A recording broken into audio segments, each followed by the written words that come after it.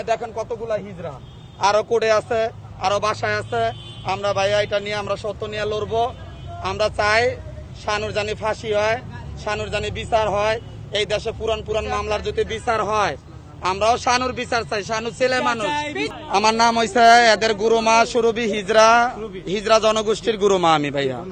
আচ্ছা, দেশের এখন বর্তমানে আমাদের তারেক জিয়া ভাই, আমরা ন্যায্য বিচার চাই আপনার কাছে। আমরা মিরপুরের হিজরা, আমরা অনেকবার পুলিশ প্রশাসনের কাছে গেছি, স্থানীয় মানুষের কাছে গেছি ন্যায্য বিচারের জন্য।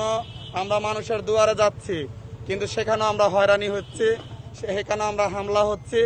আমরা দিন শেষে আমরা নিরাপত্তা চাই সকলের কাছে, যত আর্মি মিডিয়া যেখানে যেখানে পুলিশ প্রশাসন আছে সবার কাছে আমরা নিরাপত্তা চাই। তা আমরা মনে করেন এতগুলাই হিজরা, আমরা জীবনও মানুষের বাসা বাড়িতে চুরিও করি না, চামারি করে না, আমরা 2 পয়সা মানুষের কাছ থেকে চেয়ে খাই।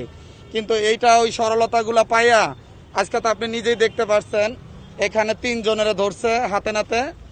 তা আমার একই কথা যে আমাদের কাছে ভিডিও আছে, প্রমাণ আছে, সবকিছু আছে। এ একটা পতিত হিজরা না, সে একটা ছেলে মানুষ। শানু, তার বউ আছে, বাচ্চা আছে। হ্যাঁ, সে হিজরা না। আমার এখানে যত মিরপুরে যত পাবলিক ভাই আছে, পুলিশ প্রশাসন আছে, আমাদের দেশের তারেক জিয়া ভাই আছে, আমরা সকলে তারেক জিয়া ভাইয়ের কাছে বিচার চাই।